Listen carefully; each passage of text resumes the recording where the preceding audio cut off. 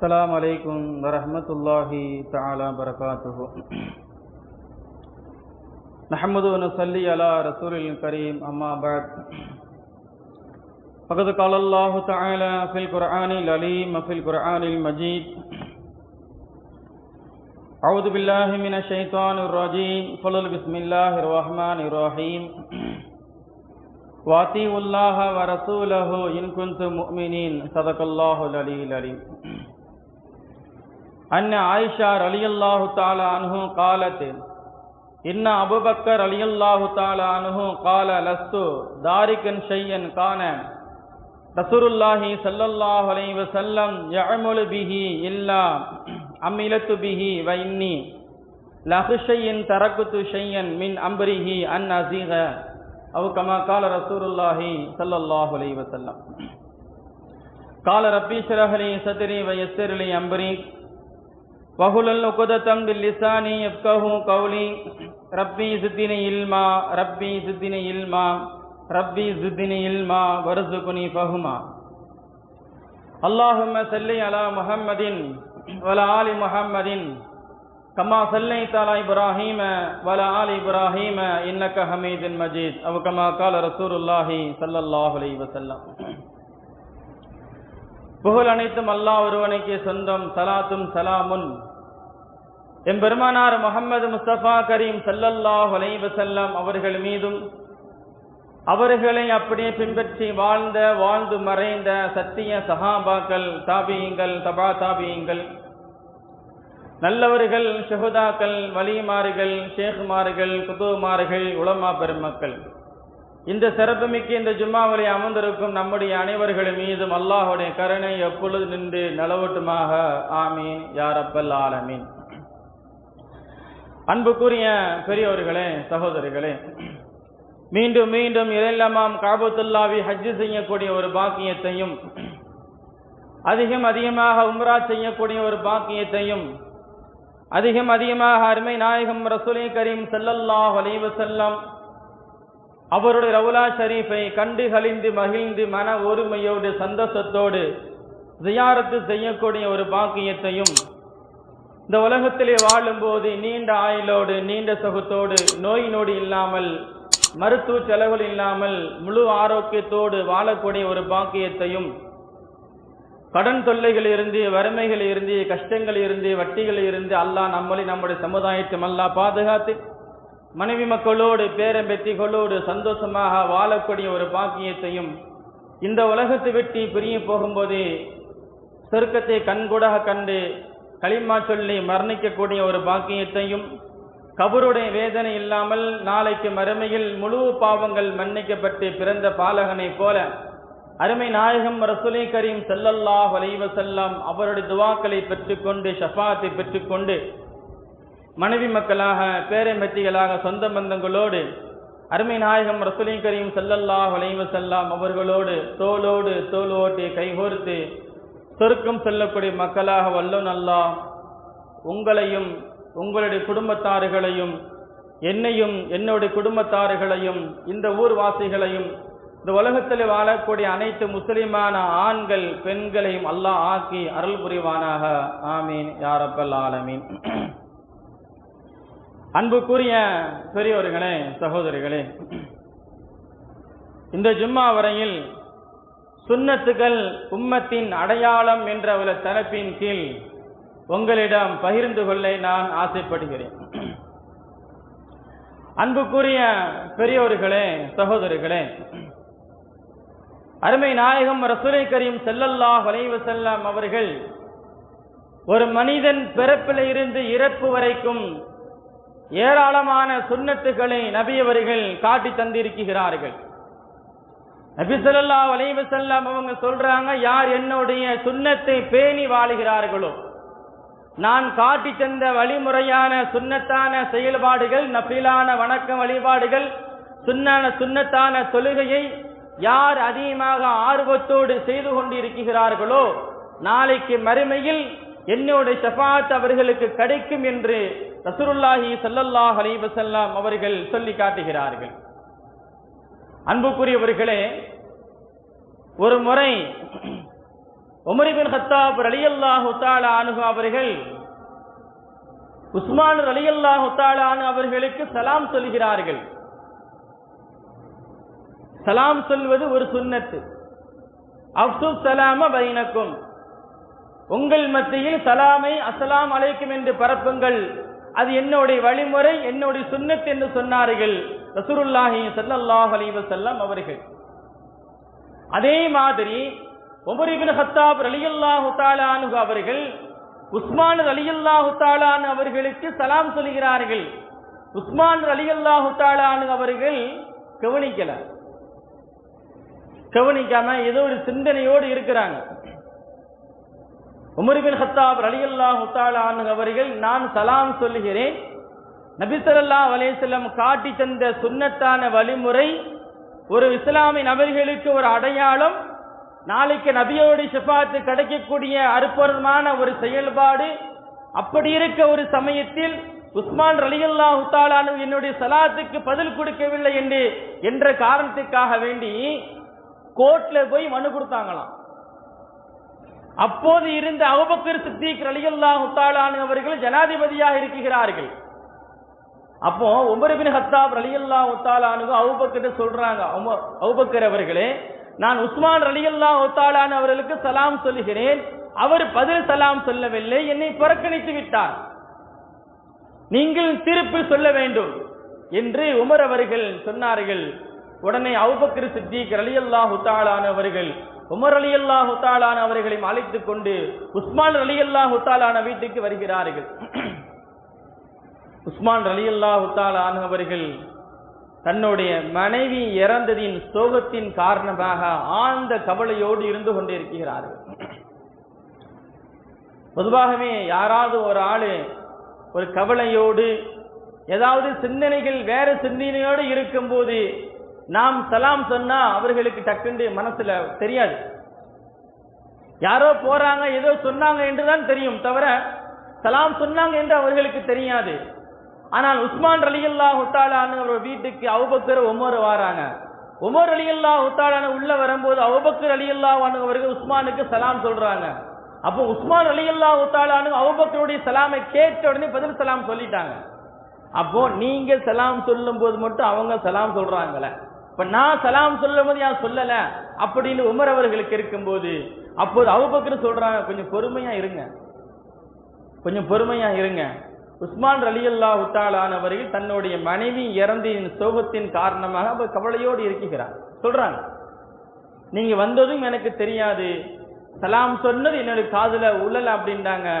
கடைசியா அல்லாஹ் ரசூலுக்காக வேண்டி நான் உங்களை மன்னிப்பு கேட்கிறேன், என்னை மன்னித்துக் கொள்ளுங்கள், நீங்க சலாம் சொன்னதுக்காக வேண்டி உங்களுக்கு பதில் சலாம் சொல்லுகிறேன், வலைக்கும் அஸ்ஸலாம் வரஹ்மத்துல்லாஹி பரகாத்துஹு.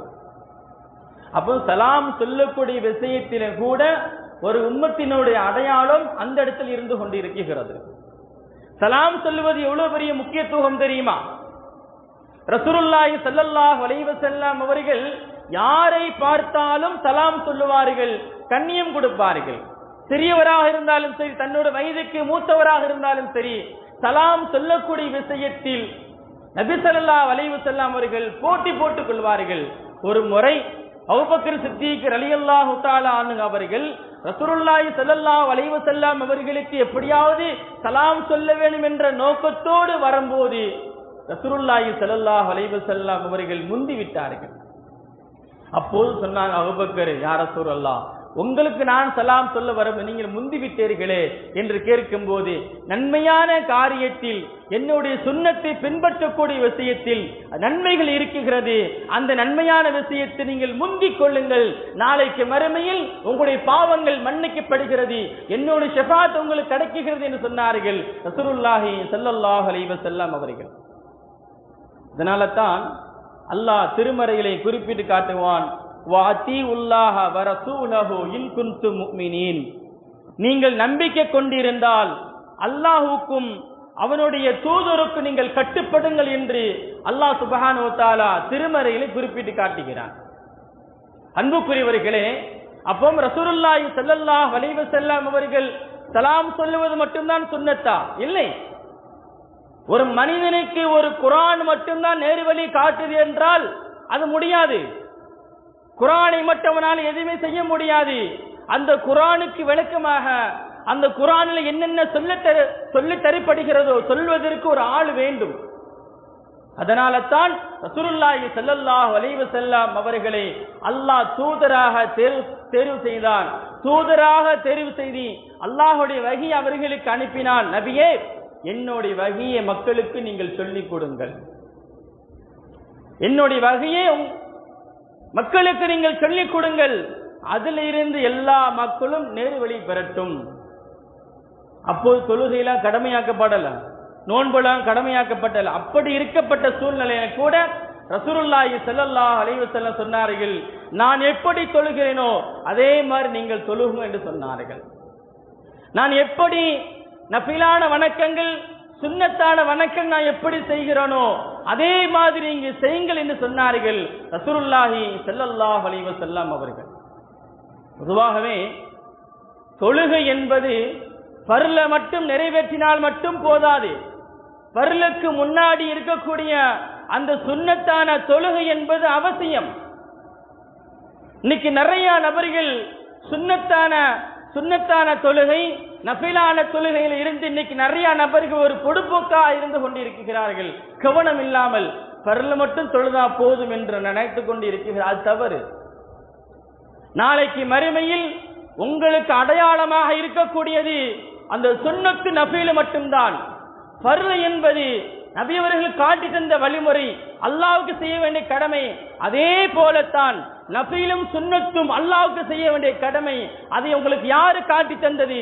முஹம்மது ரசூலுல்லாஹ் ஸல்லல்லாஹு அலைஹி வஸல்லம் அவர்கள் காட்டி தந்த அந்த சுன்னத்தான தொழுகை, நஃபிலான தொழுகை நீங்கள் தொழுதால் நாளைக்கு மறுமையில் எந்த விதமான கேள்வி கணக்கும் இல்லாமல் சுருக்கம் செல்லலாம் என்று சொல்கிறார்கள் ரசூலுல்லாஹி ஸல்லல்லாஹு அலைஹி வஸல்லம் அவர்கள். அப்போ ஒரு மனிதனுக்கு ஃபர்லு தொழுகைக்கு பள்ளிவாசலுக்கு வந்துட்டோம் அப்படின்னா முன் சுன்னத்து அவசியம். முன் சுன்னத்து தொழுதுட்டு அந்த ஜமாத் தொழுகை ஃபர்லுடைய தொழுகைக்காண்டி காத்திருக்கும் வரை அவருடைய பாவங்கள் மன்னிக்கப்படுகிறது. ரசூலுல்லாஹ் சொல்றாங்க, ஒரு முறை உமர் இப்னு கத்தாப் ரலியல்லாஹு தஆலா அன்ஹு அவர்கள் மஸ்ஜித் நபவிக்கு வராங்க. ஒரு சஹாபி தொழுதுகிட்டே இருக்கிறாங்க. அப்போ ரொம்ப நேரம் ஆச்சு, ரொம்ப நேரம் தொழுதுகிட்டே இருக்காரு, உட்கார்ந்துகிட்டே இருக்காரு, கேட்டுக்கிட்டே இருக்காரு, அழுதுகிட்டே இருக்காரு. உமர் இப்னு கத்தாப் ரலியல்லாஹு தஆலா ரொம்ப நேரம் கழிச்சு உள்ள வராங்க பள்ளியாசலுக்குள்ள. நீ யாருப்பா அப்படின்னு முதல்ல கேட்டாங்க. உமர் அவர்களே, நான் மக்காவில இருந்து வந்திருக்கேன் அப்படின்னாங்க. நீ மட்டும் மதீனாவாசியா மட்டும் நீ இருந்திருந்த அப்படின்டா உன் தலையை நான் வெட்டியிருப்பேன் அப்படின்றாங்களாம். பள்ளி என்பது அல்லாஹுடைய வணக்கம் வழிபாடுக்கு மட்டும்தான் பள்ளிவாசல். நீ தொழுத உடனே உன்னோட தேவைகள் எல்லாம் அல்லாஹ்ட்டை கேட்டுவிட்டு விரைவாக வெளியே சென்று விடு. ஏன் தெரியுமா? உன்னோட ரிசுக்கும் உனக்கு வரக்கூடிய ரிசுக்கும் அல்லாஹ்வின் புறத்திலிருந்து வரக்கூடிய ஏராளமான ரஹமத்துகளும் பரக்கத்துகளும் இந்த பூமியிலே விரைந்து விரைவாக கிடைக்குகிறது.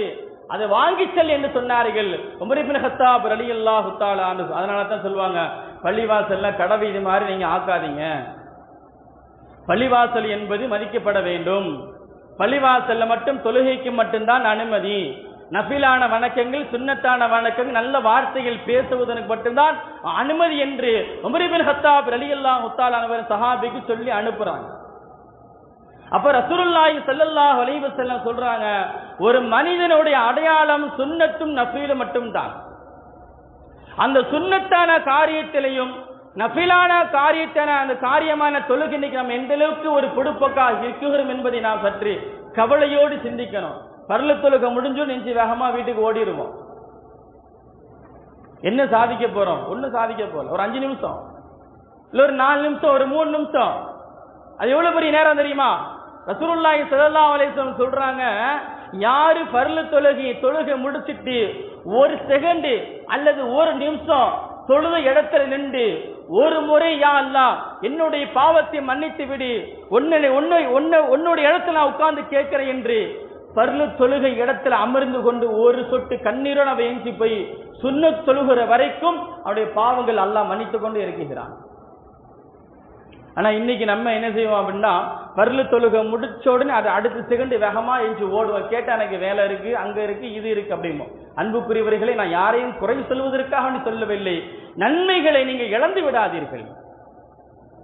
நன்மைகள் செய்யக்கூடிய விஷயத்தில் நாம் அதிகமாக ஆர்வம் காட்ட வேண்டும். ரசூலுல்லாஹி ஸல்லல்லாஹு அலைஹி வஸல்லம் அவர்கள் சுன்னத்தான தொழுகையில் அதிகமாக ஆர்வம் காட்டி இருக்கிறார்கள். நஃபிலான தொழுகையும் ஆர்வம் காட்டி இருக்கிறார்கள். நம்ம ஆர்வப்படுத்தணும். பர்லு தொழுகைக்கு வந்துருச்சோம் அப்படின்னா ஒரு 4 நிமிஷம் கிடக்கு அப்படின்னா 2 ரக்காயத்து அழகான மாதிரி சுன்னத் தொழுகலாம். பர்லு தொழுகை முடிஞ்ச உடனே அல்லாஹ்ட்ட கையேந்தி விட்டு, யா அல்லாஹ் நீ பாவத்தை எல்லாம் மன்னித்து விடு என்று சொல்லிவிட்டு பின் சுன்னத்தி நஃபீல தொழுகும் போது அந்த பர்லுடைய தொழுகையுடைய முழு அடையாளம் நாளைக்கு மறுமையிலையும் இந்த உலகத்திலையும் அல்லாஹ் உங்களை காட்டி விடுவான். பர்லு தொழுதால யாரு, சுன்னத்து பர்லி பின் சுன்னத்தி நஃபீல தொழுதால யார் என்ற அந்த அடையாளத்தை நாளைக்கு மறுமையிலையும் இந்த உலகத்தையும் அல்லாஹ் காட்டி விடுவான். அதனால தான் ரசூலுல்லாஹி ஸல்லல்லாஹு அலைஹி வஸல்லம் சொல்வாங்க, அதிகாலை நேரம் எல்லாருடைய வாசல்களும் அடைக்கப்பட்டு என்னுடைய ரஹமத்தான வாசல் திறந்திருக்கக்கூடிய நேரத்தில் நீங்கள் அதிகாலை நேரத்தில் தஹஜ்ஜுடைய தொழுகையை நீங்க தொழுவுங்க. ரசூலுல்லாஹ் சொல்றாங்க. அல்லாஹ் சொல்றான், அந்த இரவு நேரத்தில் யார் தஹஜ்ஜுடைய தொழுகையை யார் தொழுவதிலே ஆர்வம் காட்டுகிறார்களோ அது ஃபர்ல் அல்ல, சுன்னத் அல்ல, நஃபீல். அந்த தொழுகையை தொழுதால் எவ்வளவு பெரிய நன்மைகள் நாம் கிடைக்கிறது தெரியுமா? பட்டியல் போடுறாங்க ரசூலுல்லாஹ். நேரம் பத்தாது, காலம் பத்தாது, சொல்லிக்கொண்டே போகலாம். யாரு தஹஜ்ஜுடைய தொழுகை நஃபிலான வணக்கத்தை செய்வதற்காக வேண்டி அதிகாலையில எந்திரிச்சு குளித்து விட்டு நல்ல முறையில் ஒளி செய்து விட்டு தஹஜ்ஜுடைய தொழுகை யாரு தொழுகிறார்களோ அவருடைய கபூருடைய வாழ்க்கை ஒளியாக அமையும். இரண்டாவதாக சொல்லப்படுகிறது, அவருடைய முழு பாவங்கள், சிறிய பாவம் பெரிய பாவம் மன்னிக்கப்படுது அப்படின்னாங்க ரசூலுல்லாஹி ஸல்லல்லாஹு அலைஹி வஸல்லம். அவன் முழு ஆரோக்கியத்தோடு இந்த உலகத்திலே அல்லாஹ் வாழச் செய்கிறான். அவனுடைய தேவைகளை அனைத்தும் அல்லாஹ் பூர்த்தி செய்கிறான். மக்கள் மத்தியில் அவர்களுக்கென்ற ஒரு கண்ணியத்தை அல்லாஹ் அவர்களுக்கு அல்லாஹ் கொடுக்கிறான். நோய் நொடியில் இருந்த அல்லாஹ் அவர்களையும் அவருடைய குடும்பத்தாரை அல்லாஹ் பாதுகாக்கிறான்.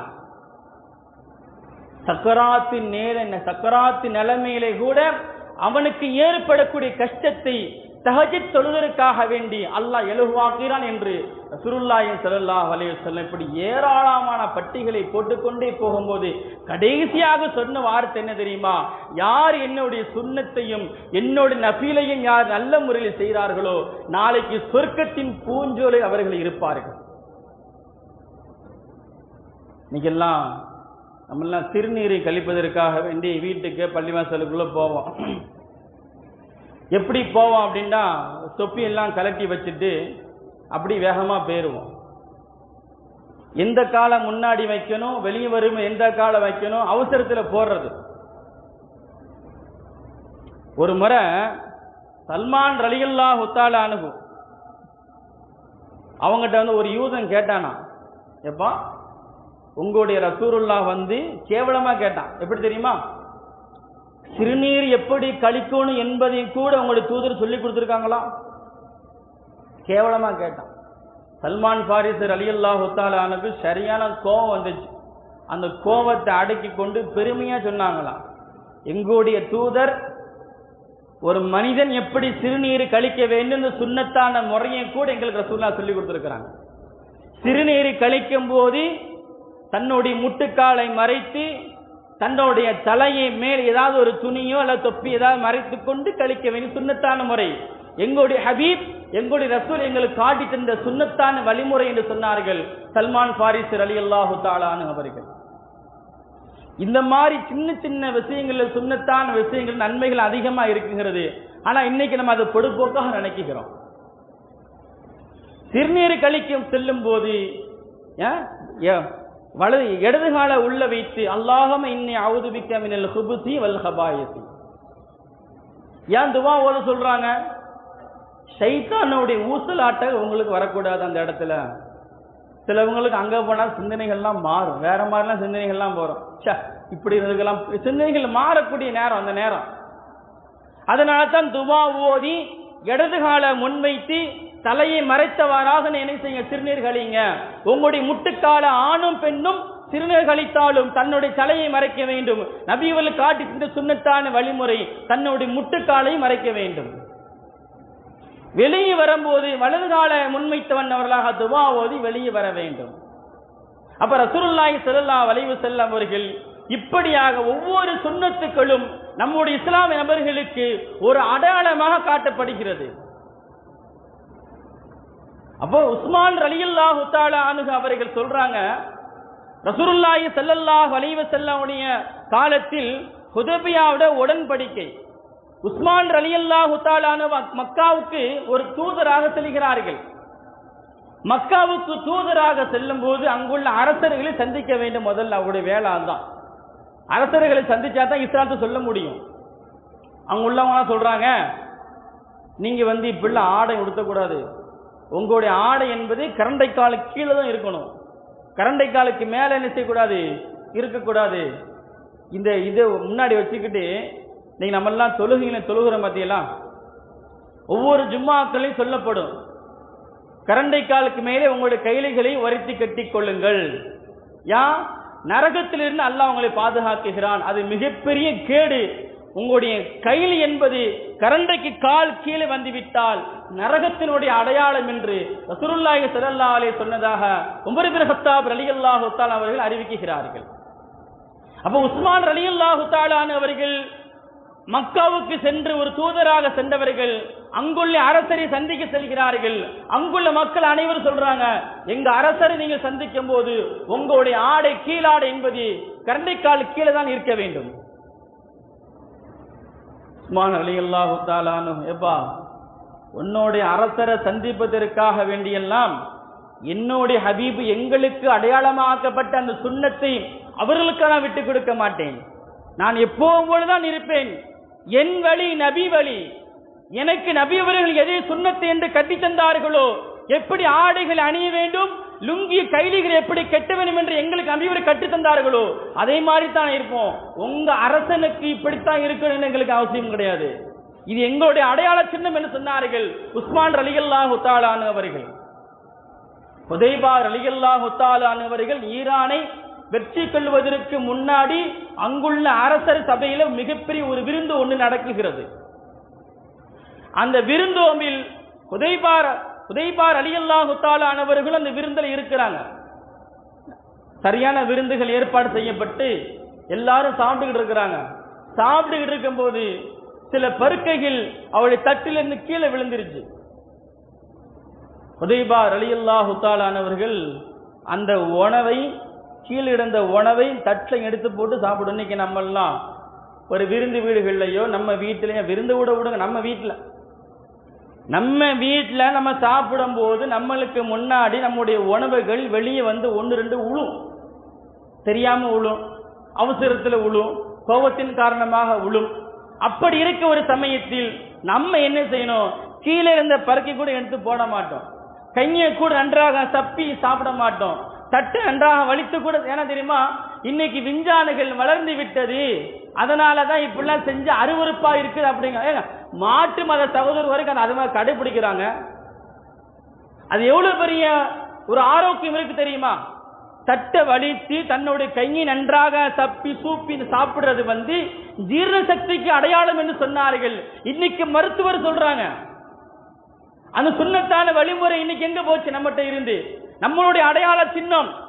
நம்ம அருவருப்பு பட்டம் என்றால் நாளைக்கு மறுமையில ரசூல்ல நம்மளை பார்த்து அருவருப்பு படுவாங்க. அந்த மாதிரி விஷயத்தில் கூட நம்ம சாப்பிடும் போது ஒழுக்கத்துக்கு ரசூல்லா சொல்லி கொடுத்திருக்கிறாங்க. தலையில் தொப்பி போட்டு கையை நன்றாக கழுவி சுப்ரா கீழே விரித்து தட்டை வைத்து ஒழுக்கமான முறையில் பிஸ்மில்லா சொல்லி நீங்க என்ன செய்யுங்க, நடு பக்கத்தில் எடுக்காம ஓரமா இருந்து சாப்பிடுங்க. ஓரமா இருந்து சாப்பிடும் போதுதான் அல்லாஹுடைய பரக்கத் நடுவுல இருக்குது அப்படின்னாங்க. இது யாரு காட்டி சின்ன வழிமுறை? அல்லாஹ் காட்டி சின்ன வழிமுறையா? அல்ல.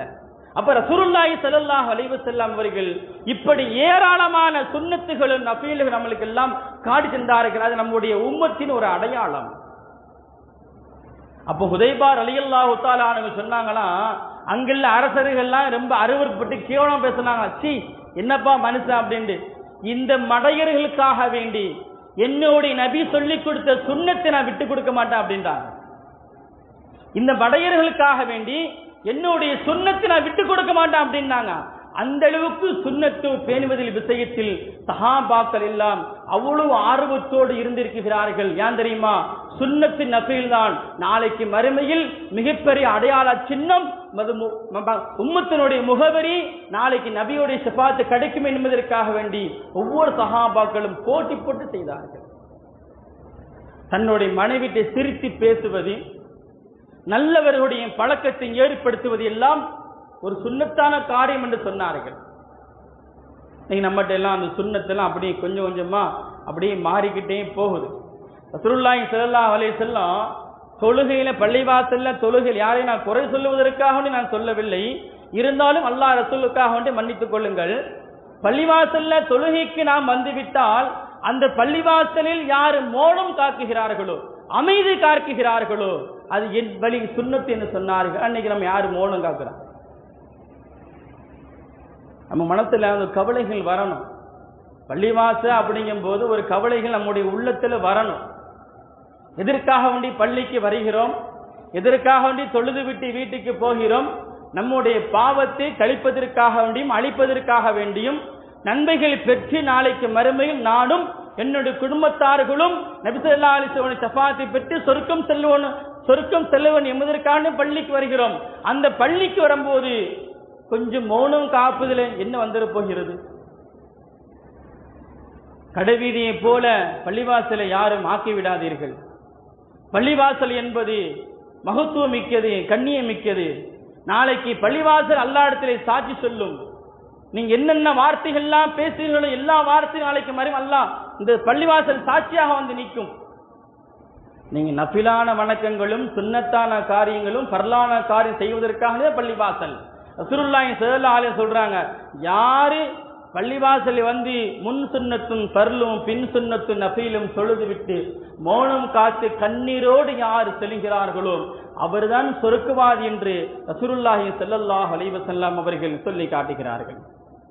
இம்ரான் இப்னு ஹுசைன் ரலியல்லாஹு தஆலா அவர்கள் எல்லா சஹாபாக்களுக்கு மத்தியில ஒரு உரை ஒன்று நிகழ்த்துறாங்க.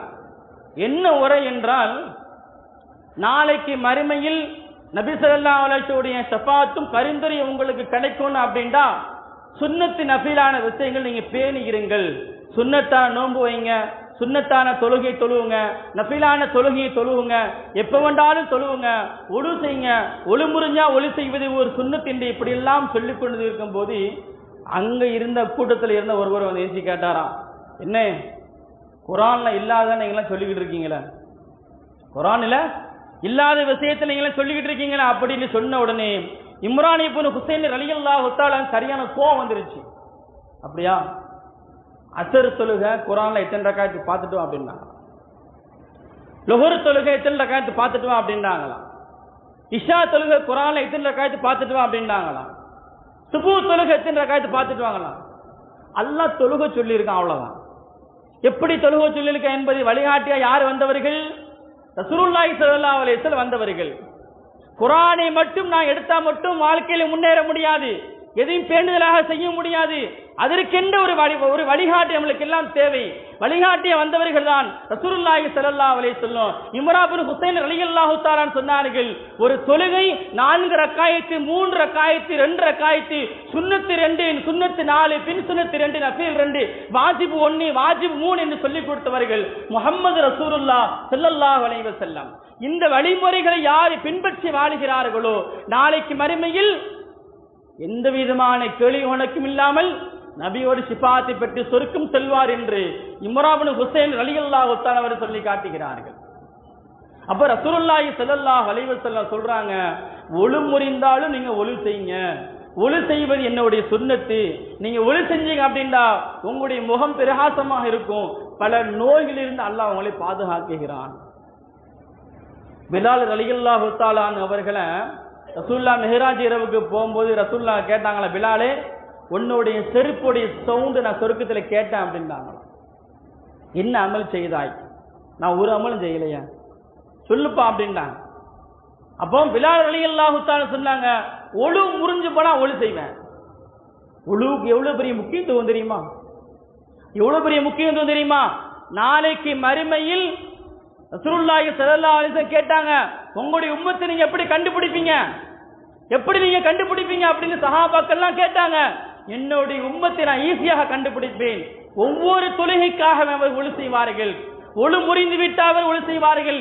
என்னுடைய சுன்னத்தை நஃபீலை பேணியவர்கள் நாளைக்கு மறுமையில் பிரகாசமாக ஒளிமிக்கவர்களாக அவர்கள் எல்லாம் அப்படி நிற்பார்கள். அவரை பார்த்து நான் செய்வதுதான் என்னுடைய உம்மத்து. அப்ப இன்னைக்கு நம்மகிட்ட அந்த ஒழுவு குறைஞ்சிருச்சு. இரவு நேரத்தில் தூங்க போனாலும் ஒழு செஞ்சுட்டு படுங்க, ரசூலுல்லாஹ்வுடைய சுன்னத்து. இப்படியாக ரசூலுல்லாஹி ஸல்லல்லாஹு அலைஹி வஸல்லம் அவர்கள் ஏராளமான சுன்னத்துகளை மக்களுக்கு சொல்லிக் கொடுத்தார்கள். இது உம்மத்தின் மிகப்பெரிய அடையாளம். இந்த சுன்னத்தை நஃபீலை யாரு பேணி வாழுகிறார்களோ அவருடைய முழு பாவங்கள் மன்னிக்கப்படுகிறது.